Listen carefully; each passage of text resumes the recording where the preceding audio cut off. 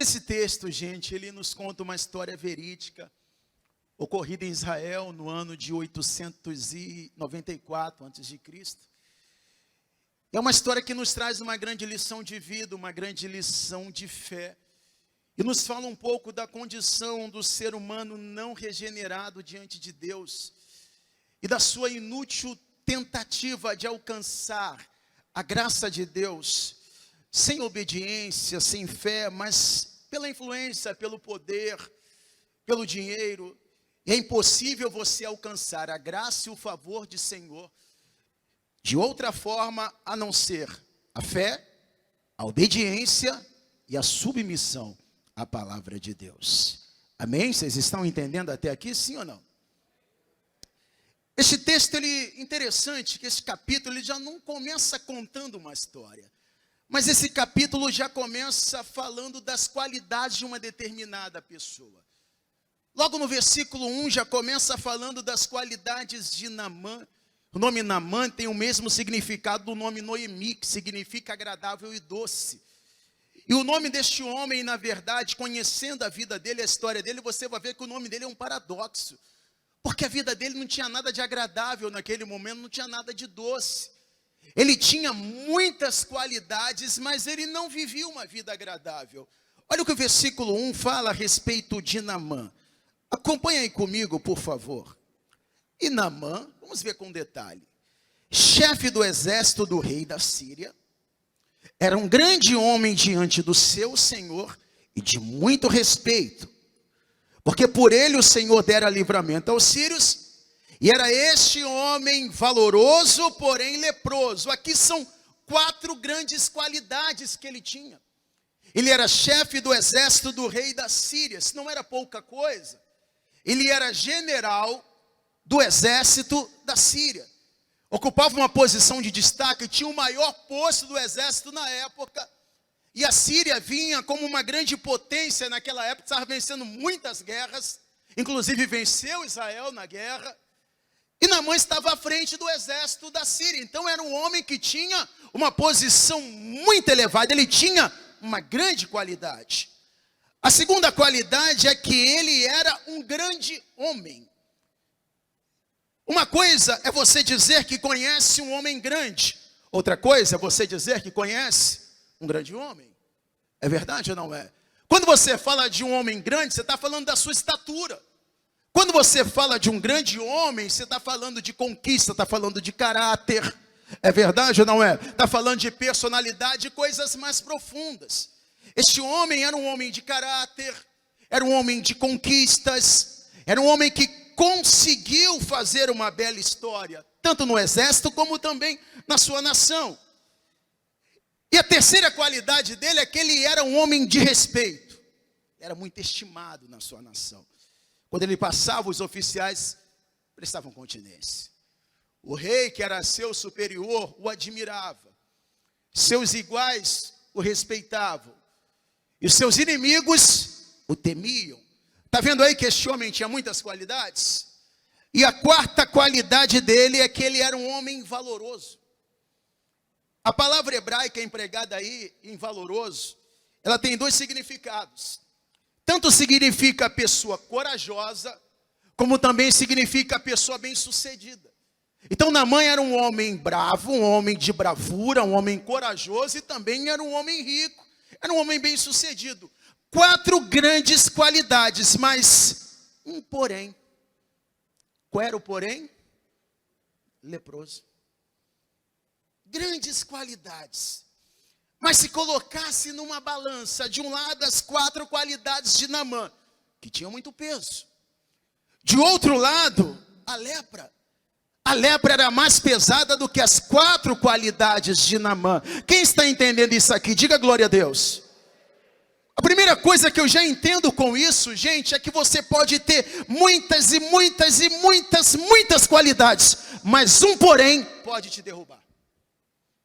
Um porém pode acabar com toda a sua carreira. Um porém pode acabar com tudo que você conquistou. Por isso Deus não olha para as nossas qualidades. Deus olha mais para o nosso porém. Pergunta para esse abençoado aí perto de você. Você tem um porém?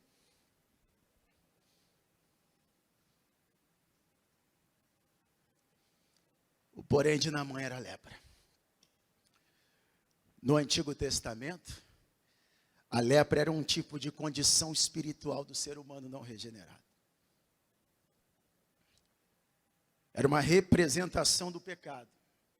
Não havia cura para a lepra no Antigo Testamento, como também não existe cura humana para o pecado.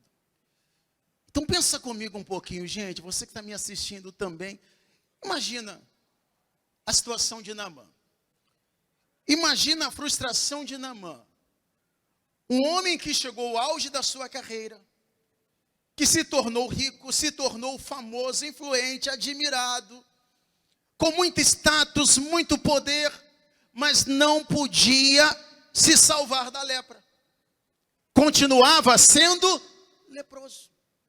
Com muita fama, muito poder, muita influência política, amado pelo rei, mas todo o seu status não podia o salvar da lepra.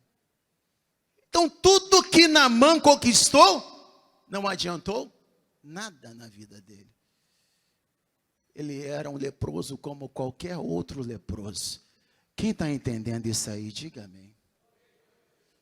E você sabe que trazendo isso para os nossos dias, gente, de igual modo existem milhões e milhões de pessoas na terra que se iludem achando que status, que poder, que dinheiro, que fama, que influência política pode representar alguma coisa diante de Deus. Representa para a sociedade, mas diante de Deus não representa absolutamente nada. O ser humano pode ser muito famoso para a sociedade, mas continua sendo pecador e precisa da graça de Deus para ser salvo.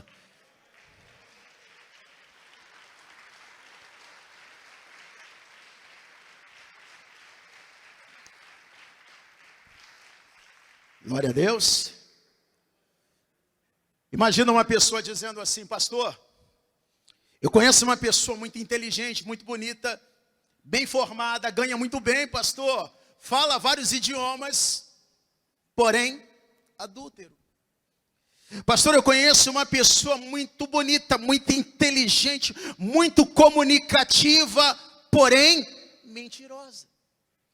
Pastor, eu conheço uma pessoa muito inteligente, entende muito de negócio, uma pessoa muito educada, porém, fofoqueira. Está entendendo aí, gente? O que derruba a pessoa é o seu porém. E todos nós temos um porém em comum. Eu, você e todo ser humano, todos nós temos um porém em comum. Que porém é esse? O pecado. É o porém que pode nos derrubar. Quem está entendendo isso, diga glória a Deus. Pequenos e grandes, ricos e pobres, todos nós temos esse porém em comum, que é o pecado. E é esse porém que pode nos derrubar. Pastor, então como eu faço para ficar livre da doença do pecado? Como eu faço para me livrar do pecado? Primeiro, reconheça o seu porém e deixa Deus tratar o seu porém. Porque para a sociedade nós sempre mostramos as nossas qualidades e escondemos o nosso porém. Deus não quer ver as suas qualidades porque Ele te formou, Ele sabe da tua vida. Deus quer que você apresente o seu porém para Ele tratar o seu porém e fazer de você uma pessoa melhor, lavada, remida e transformada pelo sangue de Jesus. Oh, glórias. 2 Reis, capítulo de número 5. Volta comigo lá, por favor. Vai comigo lá no versículo de número 2.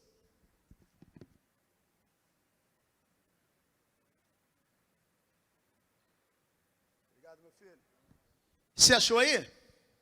Achou? Então, por favor, acompanhe comigo. Versículo 2 diz assim: E saíram tropas da Síria e da terra de Israel, levaram presa uma menina, que ficou a serviço da mulher de Naamã. E disse esta sua senhora: tomara que o meu senhor estivesse diante do profeta que está em Samaria. Ele o restauraria da sua lepra. Essa menina era uma anônima, gente. Nem se sabe o nome dela. Mas ela é uma das principais personagens dessa história. Ela foi um instrumento de Deus, um instrumento nas mãos de Deus para que toda essa história viesse a acontecer. E essa menina foi colocada por Deus dentro da casa de Naamã, para na casa de Naamã fazer a diferença. Imagina a situação dela. Ela está em Israel, na sua terra natal. Chegam tropas do exército da Síria, levam essa menina cativa como escrava. Ela tem tudo para ser uma pessoa revoltada. Você concorda comigo? Sim ou não? Tem tudo para ser uma pessoa revoltada. E ela vai sendo levada para a casa de Naamã. Quando chega na casa de Naamã, ela serve como escrava. Não é contratada, não tem um salário. Literalmente ela é uma escrava. Mas ela estava ali para cumprir um propósito de Deus. Aonde Deus te colocou, não foi em vão. Tem um propósito. Seja no trabalho, seja na faculdade, seja na igreja, seja na própria família. Não deixe que nada impeça o propósito de Deus na sua vida. Seja um instrumento de Deus aonde Deus te colocar e faça a diferença em nome de Jesus.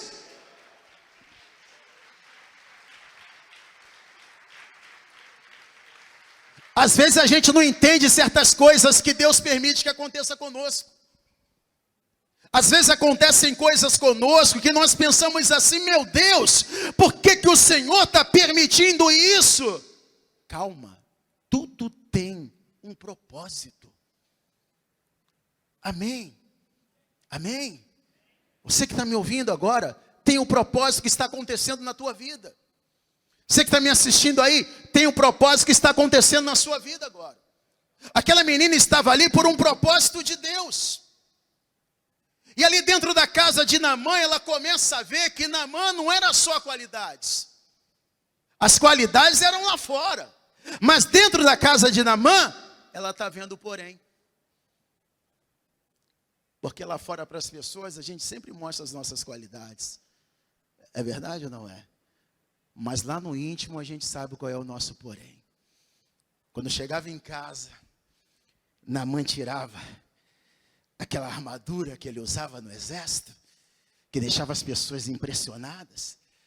Aquelas vestes que ele usava, aquele uniforme militar, que trazia muita honra para ele. E ele começava a tirar aquelas vestes, ele começava a tirar aquela armadura, e o corpo dele todo tomado de lepra. Cheio de feridas. Aí aquela moça, quando olha para Naamã, olha para a esposa dele e vê o sofrimento que aquela família está passando. Aquela moça começa a pensar: agora eu entendi por que Deus me colocou aqui. Essa casa precisa de luz. E eu vou deixar minha luz brilhar aqui neste lugar. Aí aquela menina chega para a mulher de Naamã e diz assim: olha, quem dera que Naamã fosse até Israel e conhecesse Eliseu. Porque eu tenho certeza que o profeta Eliseu ia curar Naamã desta lepra.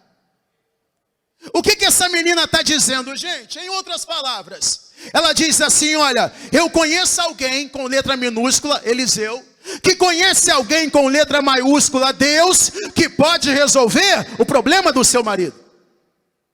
Talvez você não possa resolver o problema da pessoa, mas você conhece alguém que tem todo o poder no céu e na terra. Então não se cale, fale para ela que Jesus tem poder para resolver o problema.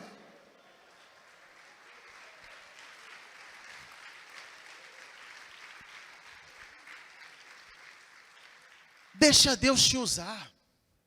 Fala aí para essa pessoa abençoada do teu lado: deixa Deus te usar. A menina não era profeta, não era pregadora, não era sacerdotisa, mas ela tinha uma informação que salvava, uma informação que transformava. Ela não nega aquela informação, ela diz: olha, conheço alguém que pode resolver esse problema.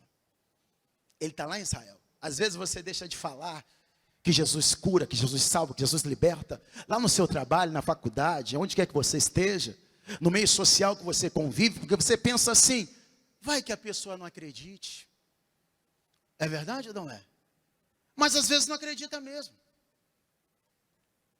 Mas pode ser que a pessoa acredite, a informação que você vai dar vai transformar a vida dela.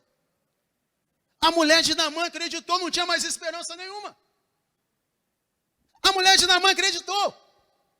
Ela chegou, chamou para Naamã, chamou Naamã e disse, olha meu amigo, meu marido, meu esposo. Sabe o que essa menina que veio lá de Israel disse? Ela disse que lá em Israel tem um profeta chamado Eliseu, que mora em Samaria, que ele é muito usado por Deus, e a palavra de Deus na boca dele se cumpre. E se você for lá e estiver com ele, você vai ser curado. Naamã tomou posse na mesma hora. E Naamã foi correndo falar com o rei. Eu acho isso uma coisa muito interessante, gente. O caso de Naamã não era um caso de vida ou morte? Sim ou não? A lepra ia matá-lo. Quando é um caso de vida ou morte, a gente quer resolver logo. Sim ou não?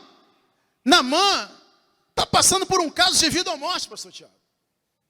E era um homem que tinha muita autoridade, mas ele se submetia à autoridade. Então, antes de ir até Israel, ele vai falar com o rei.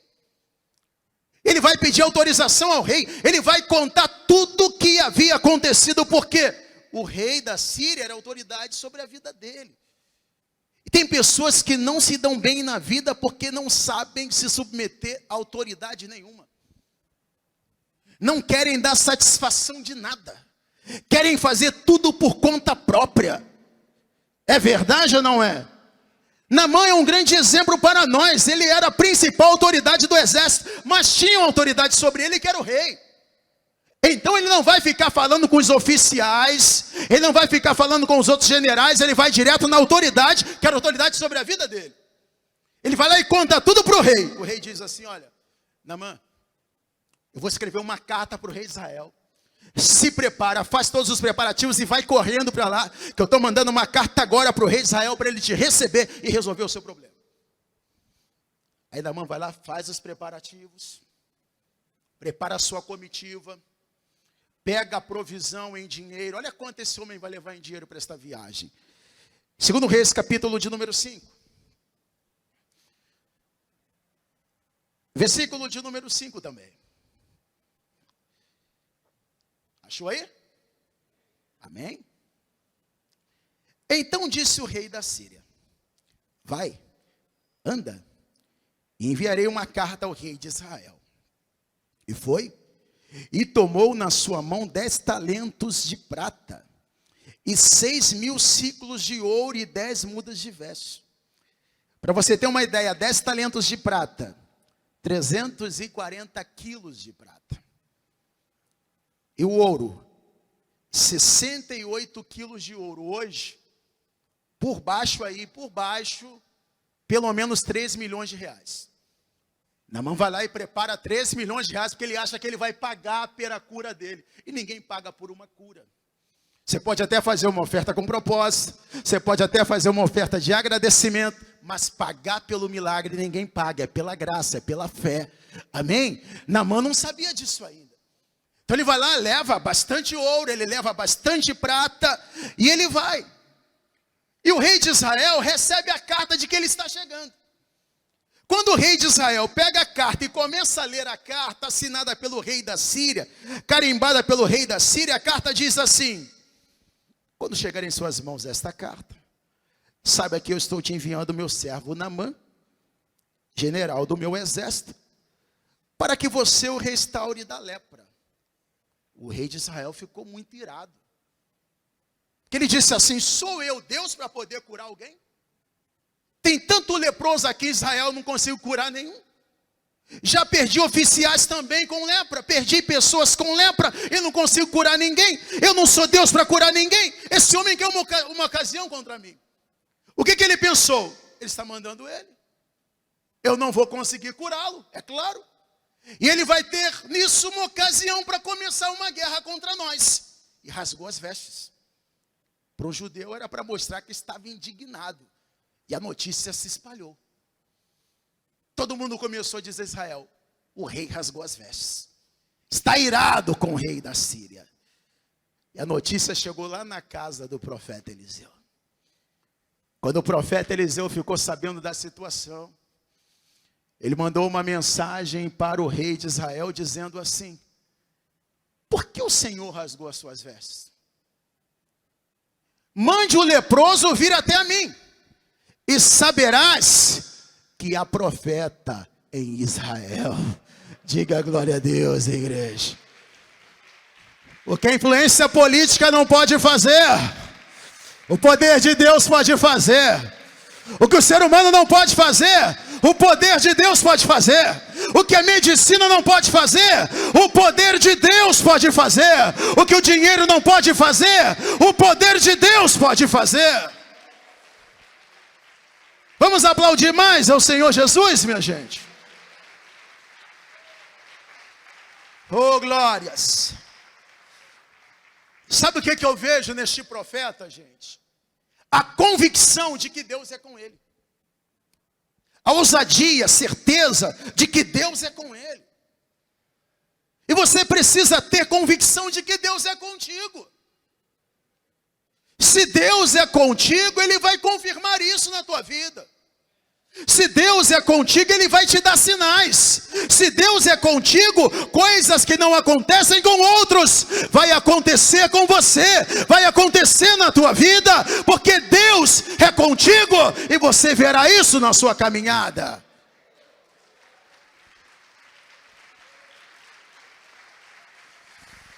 Oh, glórias. Naamã vai então com a sua comitiva e para na porta da casa de Eliseu. É aí que ele vai ter uma surpresa muito grande. O versículo 9 diz que ele para na porta de Eliseu. E é nesse momento que ele tem uma grande surpresa. Por quê? Porque ele era muito querido na Síria. Mas Deus não o levou em Israel por causa das qualidades. Deus não levou Israel para ser ovacionado. Deus o levou em Israel para ser tratado. Está entendendo isso? Naamã não foi levado por Deus até Israel por causa das suas qualidades, mas por causa do seu porém. Deus não te trouxe aqui por causa das qualidades. Deus te trouxe aqui por causa do teu porém. As qualidades você leva lá para a empresa, as qualidades você coloca lá no seu currículo, mas aqui diante do altar você vai colocar o teu porém, porque Deus vai tratar o teu porém e transformar a tua vida. Oh, glórias!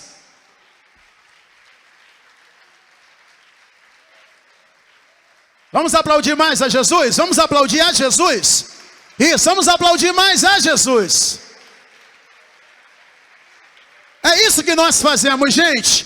Nós aplaudimos a Jesus. Naamã queria ser aplaudido. Ele era aplaudido na Síria, ele era aplaudido pelo exército, ele era aplaudido pelas pessoas. Mas lá em Israel, o profeta não vai aplaudi-lo. Lá em Israel, nem o servo do profeta vai aplaudi-lo. Lá em Israel, ele não vai como uma grande autoridade, ele vai como um ser humano qualquer para ser tratado por Deus. Lá fora nós podemos ter qualquer posição, mas aqui dentro nós temos a mesma posição. Aqui dentro nós somos servos de Deus, nós somos filhos de Deus. Aqui dentro ninguém vai nos aplaudir. Aqui dentro nós vamos aplaudir a Jesus e sermos tratados pelo Espírito Santo. Oh, glórias!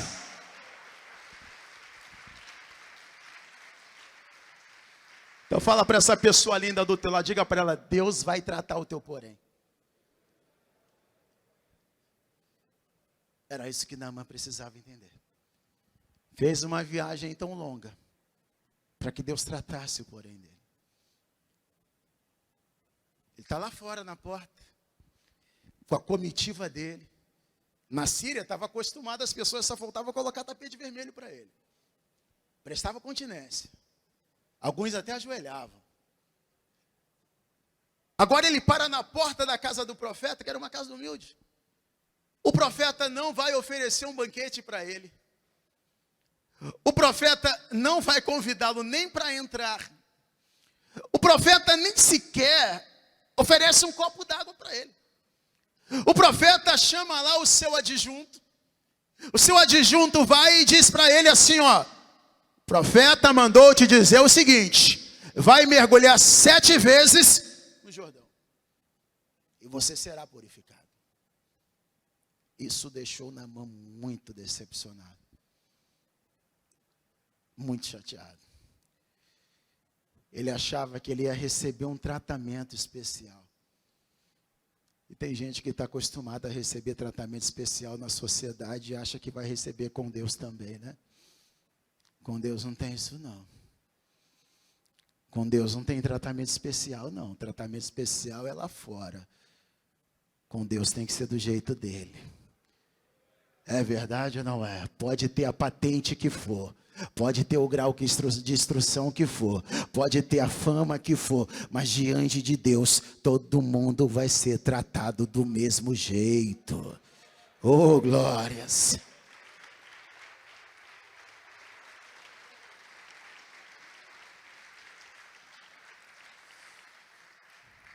Naamã fica contrariado.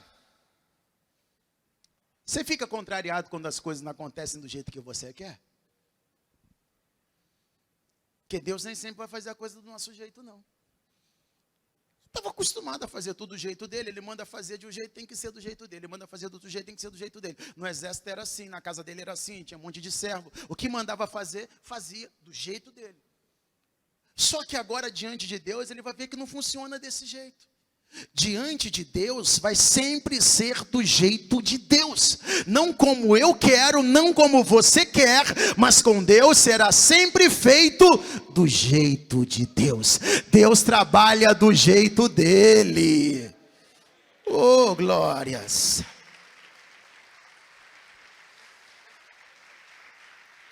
Vocês sabem o que Naamã estava pensando, gente? Eu imagino Naamã pensando que ia ser uma honra para o profeta orar pela vida dele. Ele devia estar pensando assim: isso vai entrar para o currículo do profeta. Eu orei pelo general do exército da Síria, que era uma das maiores potências da época. Então ele está pensando que o profeta vai sair ovacionando ele, aplaudindo ele, dando um tratamento especial para ele, vai orar por ele e vai ser uma honra para ele. Só que o profeta está mostrando para ele que diante de Deus não tem status, diante de Deus não tem posição, diante de Deus todos nós somos iguais para a salvação e para a remissão dos pecados.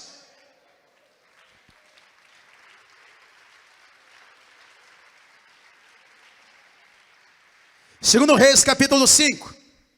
Vamos lá comigo, por favor. Segundo Reis, capítulo de número 5.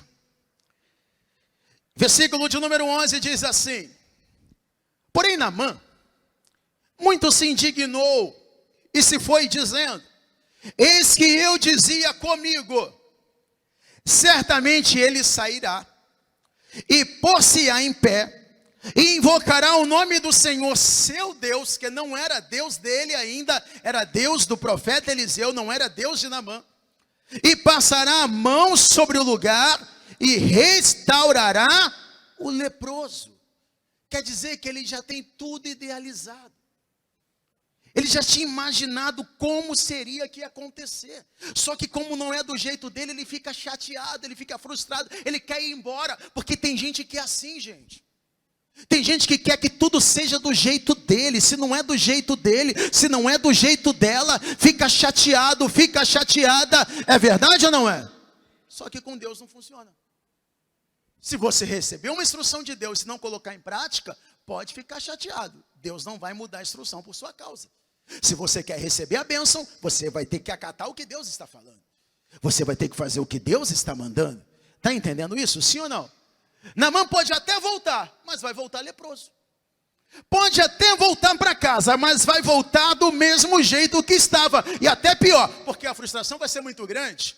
É verdade ou não é? Se nós queremos receber algo da parte de Deus, nós temos que nos submeter a fazer a vontade de Deus. Não é do jeito que eu quero, não é do jeito que você quer, não é do jeito que nós esperamos, mas é do jeito que Deus preparou para nós.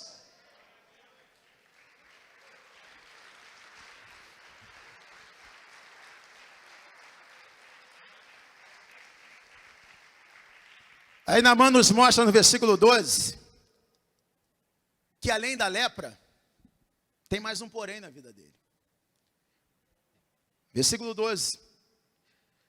Não são, porventura, Abana e Farpar, rios de Damasco, melhores do que todas as águas de Israel? Não me poderia eu lavar neles e ficar purificado? E voltou-se e foi com indignação. Qual é o outro porém aí? O orgulho, a soberba. Ele era orgulhoso. De onde eu vim tem rios muito melhores. De onde eu vim os rios têm águas limpas, águas claras, cristalinas. E eu vou ter que me banhar nessa água turva do Rio Jordão, porque na época a água do Jordão era turva mesmo. Então Naamã está nos mostrando aqui, gente, que além do porém da lepra, ele também tinha um porém que era o orgulho, era a soberba, era a altivez. E se nós queremos algo de Deus, tem que ser com humildade. Humilhai-vos diante da potente mão de Deus, que ao seu tempo Ele vos exaltará. Se você se humilhar diante de Deus, no tempo certo, Ele vai te exaltar.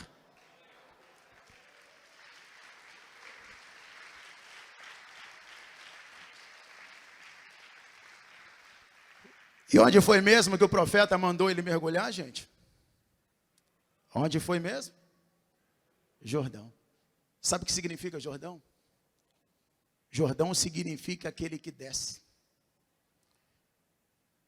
Para ser purificado, Naamã teria que descer. E diante de Deus, nós temos que descer. Primeiro você desce, e depois Ele te levanta. Quanto mais você desce diante de Deus, mais Ele te levanta diante dos homens. Oh, glórias!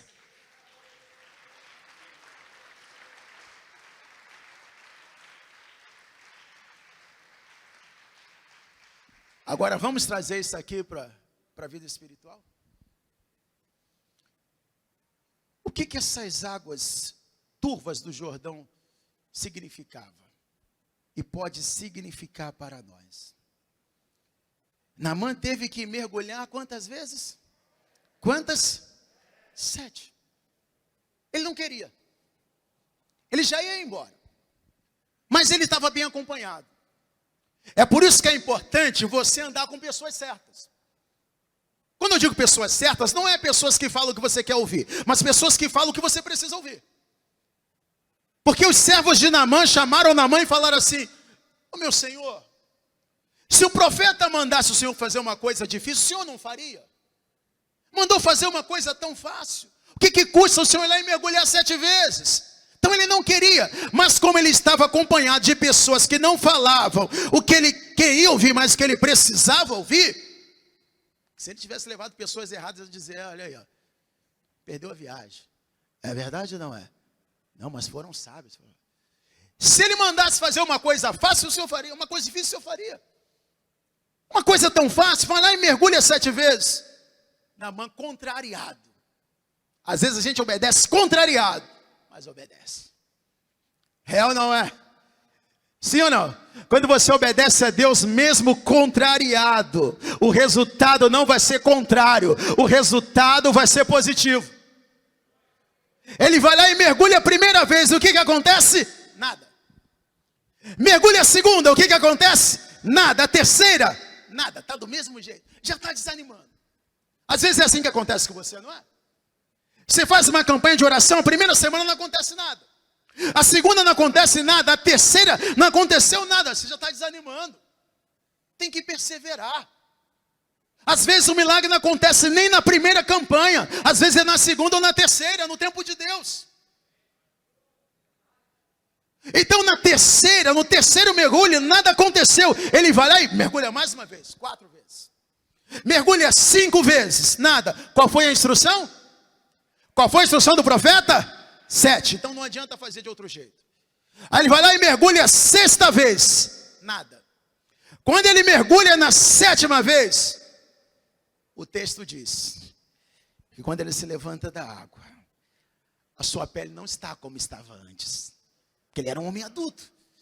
A sua pele estava como a pele de um menino, quer dizer que ficou melhor do que estava antes. Quando Deus fizer o milagre, sua vida não vai ficar como estava antes, mas ela vai ficar melhor do que era antes.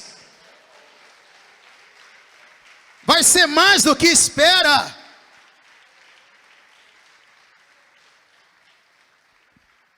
E por que 7? Diz comigo, por que 7? Pergunta para quem está ao teu lado, por que 7?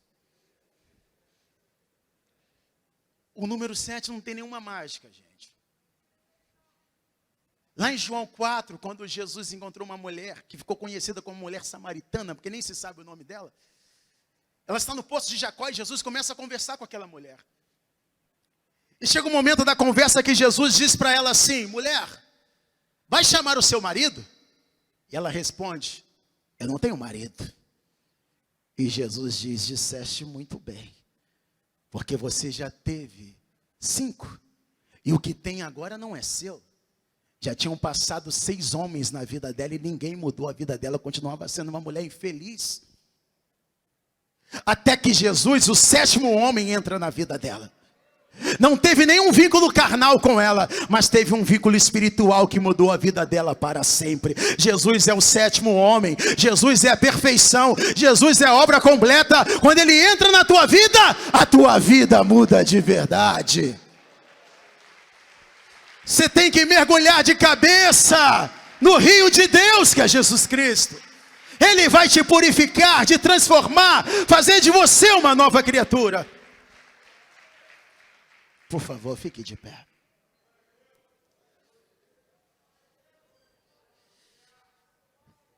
O número 7 representa isso.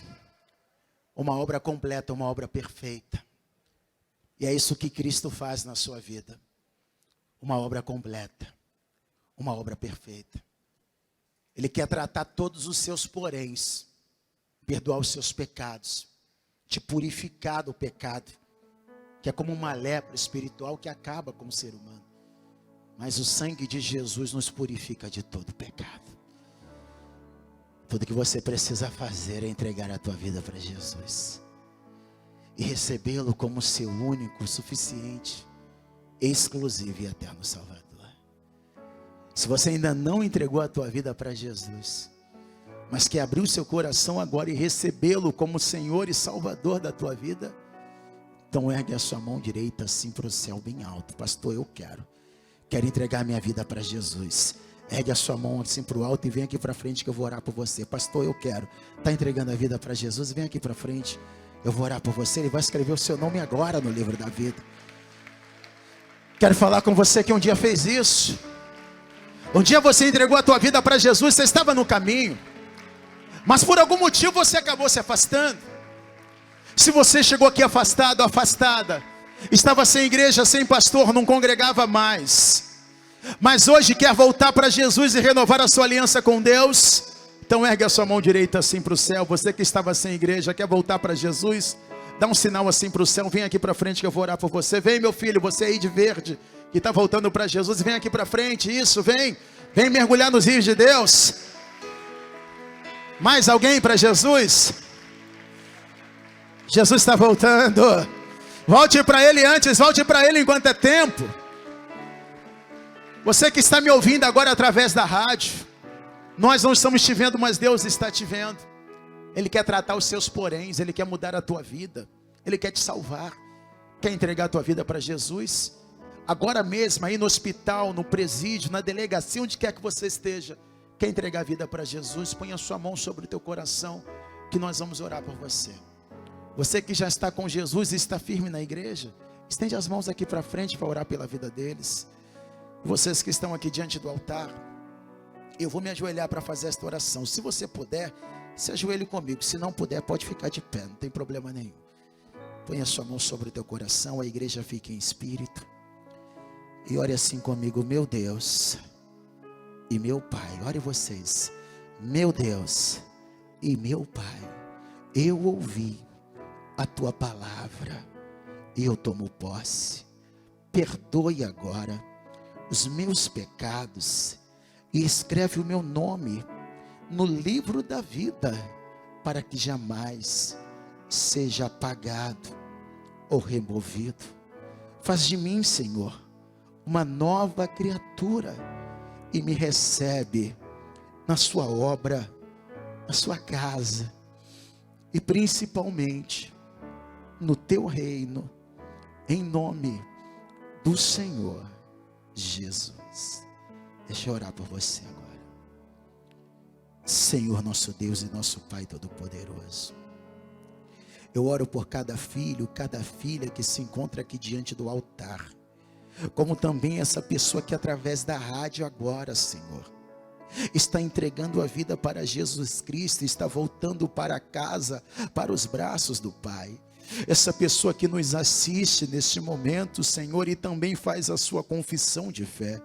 Meu Deus, restaura esta vida, restaura, restitui, Senhor, salva, cura, liberta, transforma, faz uma obra completa, Senhor, que eles não voltem para casa da mesma forma que saíram, mas que voltem, Senhor, agora levando a alegria da salvação, com paz de espírito, com certeza da vitória. Em nome do Senhor Jesus nós te pedimos, recebe agora cada filho e cada filha, porque todos nós já recebemos os mais novos membros do corpo de Cristo. Que assim seja feito e todos digam amém.